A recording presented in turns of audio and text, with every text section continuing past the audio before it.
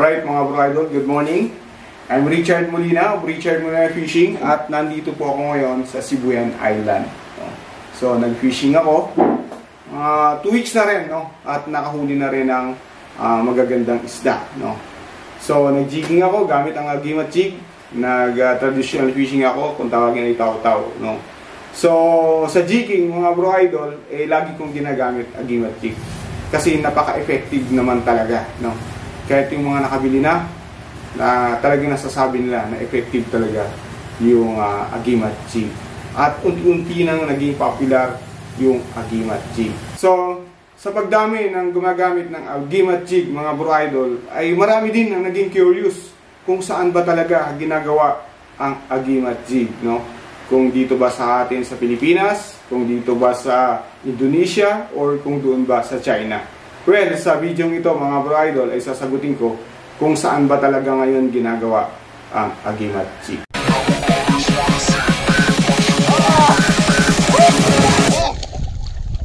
Bye-bye! Ingat ka dyan, maraming pating dyan! Yun na nga mga bro idol, hindi ako tinatantanan ng mga nagme-message sa akin at yung mga nakakausap ko kung saan ba talaga ginagawa yung agimat jig. Kasi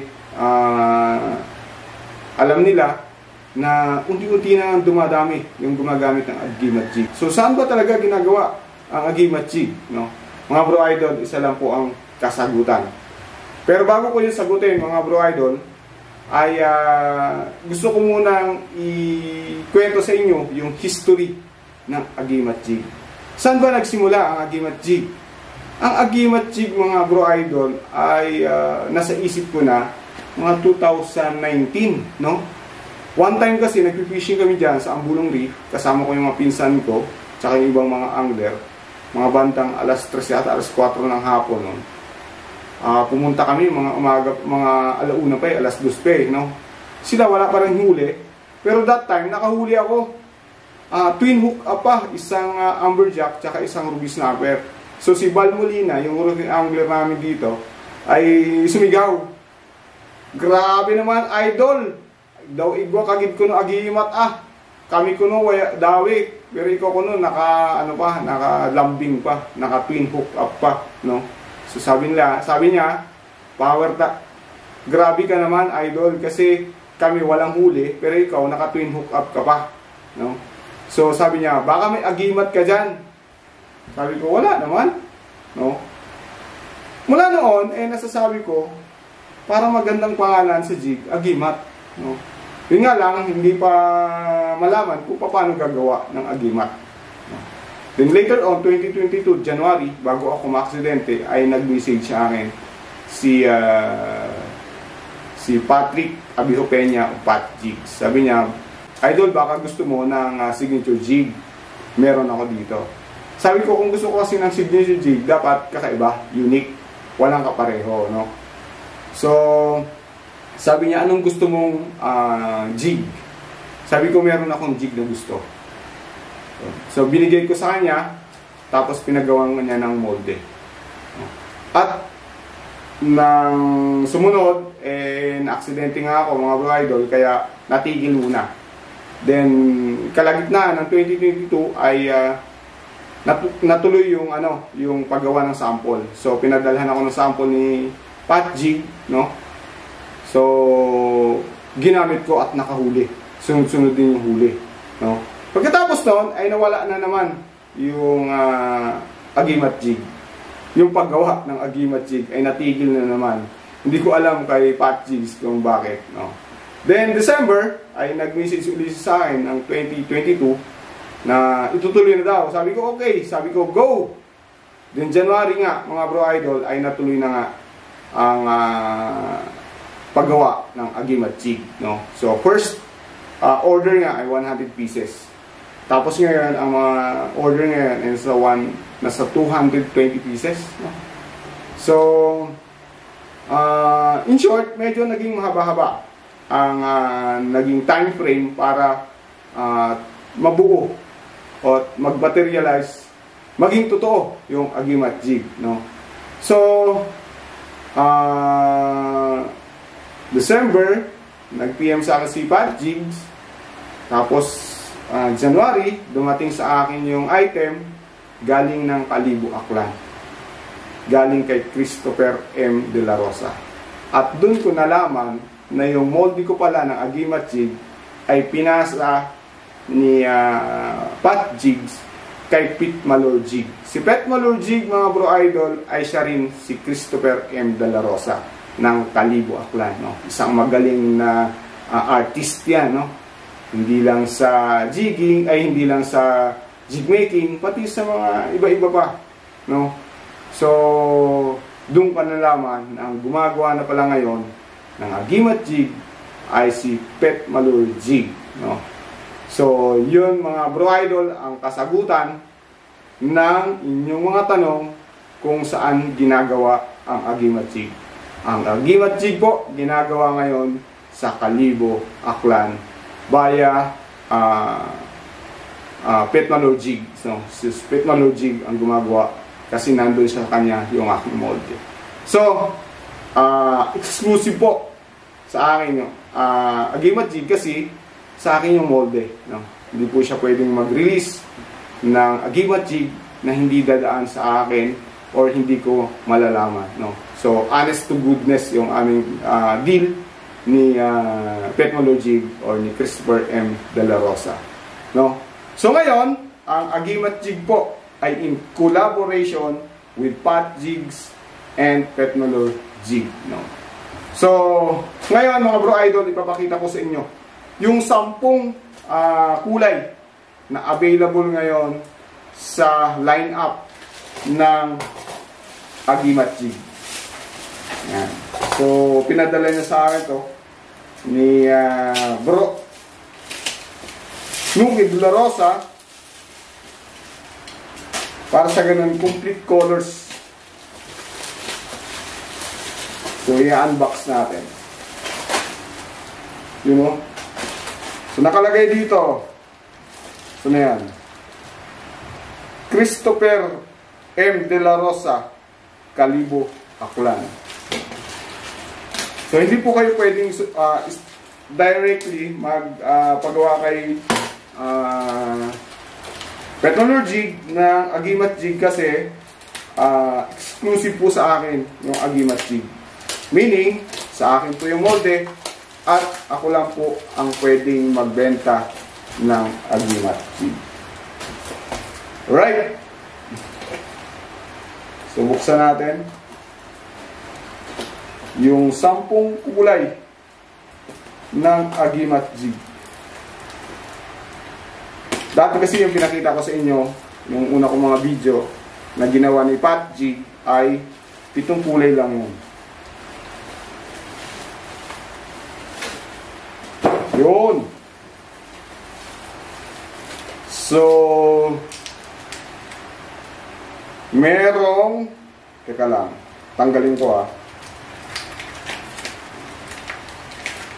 yan o, Silver Zebra. Sana napapansin nyo mga bro idol. Silver Zebra. Yan. May nakalagay dyan, RMF, Agimat Jig. Tapos dito sa kabila, meron dyan perma. Perma ko yan. Yan, perma ko yan. No? So yan.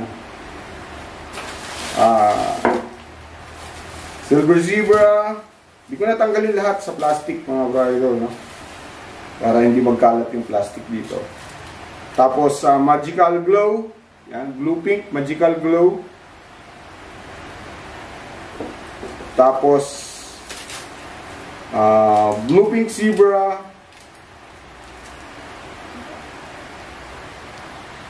Blue pink Zebra. Tapos ito yung pinakabuburitong kulay. Silver Glow Edge. Nag-glow yung gilid. Yung gilid lang nag-glow. Tsaka yung mata. Yan ang unique kay Agimat Jig. Yung mata. Tapos Agimat Mulata. Mulata kasi black silver glow edge. Nag-glow din yung edge niya. Ilan na? 5 na, 5. Tapos, blue silver zebra.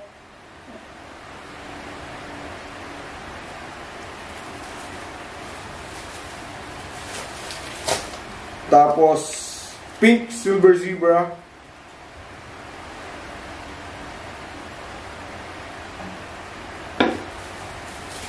Tapos, paborito ng lahat, lalo ni Abby King Padulyo ng Banton Island, tsaka ni Bro Idol Eugene Madeja, ang redhead zebra. Redhead. Yun o. Paborito ni Abby King yan. Dami niyang kinukuhang dogtooth gamit ang redhead zebra. Tapos red gold zebra. Ganda rin to. Red gold zebra.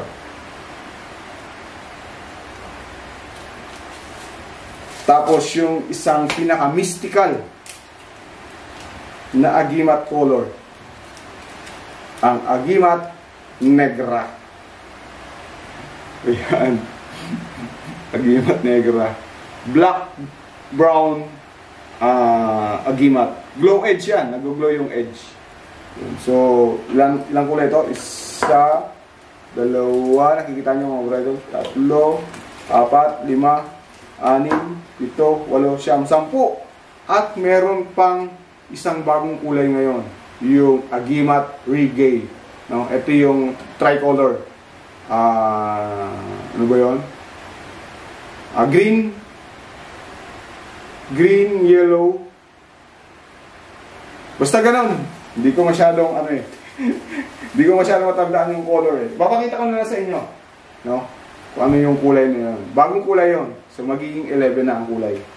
Then, merong kasamang sticker ni Pet Malure. Ayan, no? So, Pet Malure jig.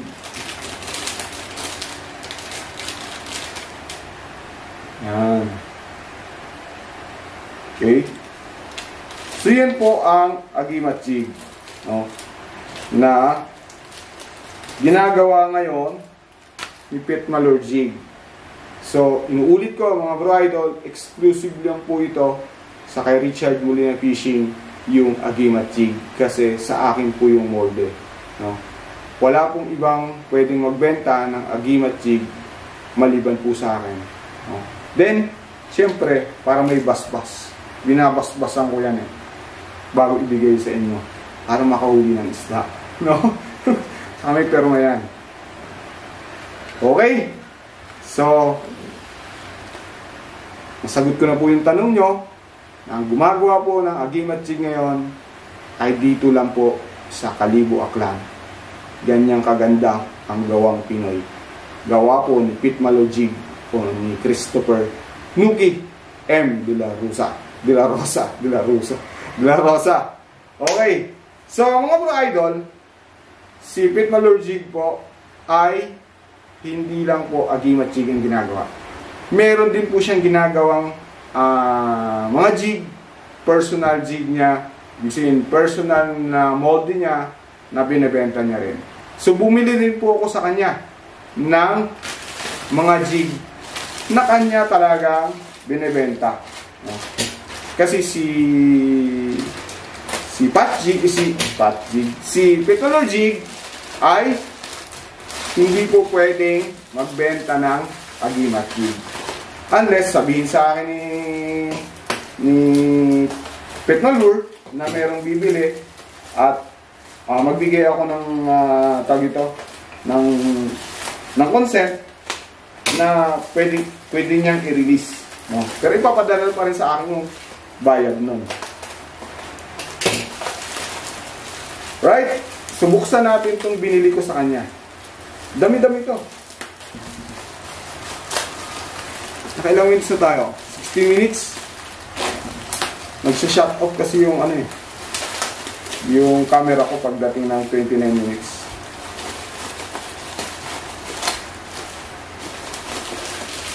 Mga special to. Kasi tinanong ako kung anong gusto kong kulay eh.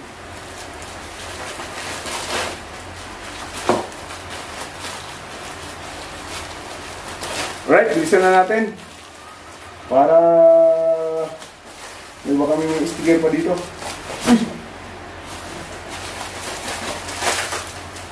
Ayun, sticker nga. Dito sa ano. Dami. Yun, may sticker. May malaki, may maliit. Alright, so una ko muna ipapakita sa inyo mga bro idol itong squeeze. Squeeze. Para siyang pusit. Yan. Squeeze. Tapos sa kabila, yellow, neon color, yellow. Yan. Nag-glow yan sa kabila. Tapos, meron pa rin squeeze, lemon yellow. Tapos to, red gold, squeeze. Petalor jig po ito. Tapos to, yellow and green. Ayan. Para siyang pusit. Tapos to, red head. Squeeze. Tapos mga bro idol, meron ditong Orduha jig, no? Orduha jig is RMF jig, no? So, nagpagawa ako sa sarili niyang molde ito. Itong agimat sa aking molde. Itong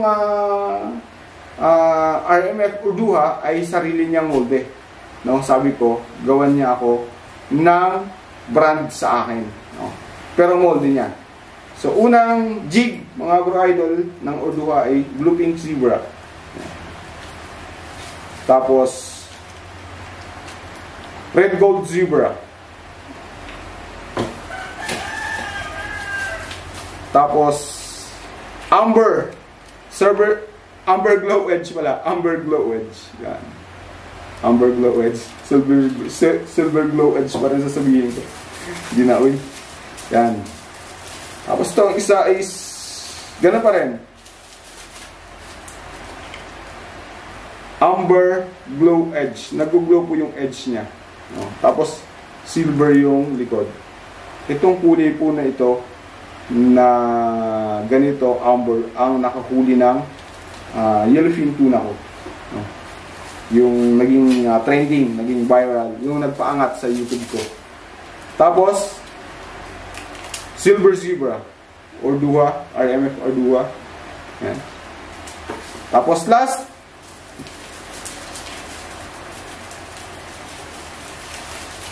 saan ka na? Last ay Luminous Glow, Blue Pink. Orduha pa rin yan. Okay. So, yun na mga bro idol. Nasagot ko na yung mga tanong nyo kung saan ginagawa ang agimat jig at kung sino ang gumagawa ng agimat jig. Ang agimat jig ay ginagawa po sa Kalibo, Aklan, hindi po sa China at hindi po sa Indonesia. At ang gumagawa po ngayon ng agimat jig, although sinimulan to ni Pat Jig, ang gumagawa ngayon ay si Nuki De La Rosa of Pet Malor Jig, Christopher M. De La Rosa of Pet Malor Jigs. No?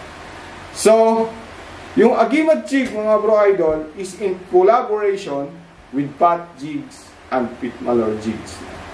So, nag-collab yung dalawa para sa ganon magawa na talaga yung agimat jig. Okay. Then, si Bruno Nuki, meron din po siyang binebentang ibang jig, ibang molde. Sa kanya po yun. Ang molde po ng agimat ay sa akin. So, kung gusto nyo pong magpagawa ng jig kay Pet Malor Jig, kay Nuki De La Rosa, pwede po. Yun nga lang, hindi po yung agimat jig kasi exclusive lang po ito sa akin. Alright, so yun po mga bro idol, sana nasagot ko yung katanungan nyo kung sino ang gumagawa ng agimat jig. Maraming pong salamat, no? So gusto kong i-shoutout si Nuki De La Rosa, si Bro Clarence, tsaka yung kasama pa ni Bro Nuki gumagawa. Nakalimutan ko na, grabe, no? Iba talaga pagka na-operahan ka na sa ulo, madali ka na makalimot ng mga names, no? So maraming salamat. Magkita-kita tayong muli dyan sa Kalibo at sa mga susunod na mga biyahe ay dadaan ako dyan. Alright, bye-bye po. Ingat po kayo Ingat po kayo mga bro idol. Bye-bye po. Bubulol na, gutom na.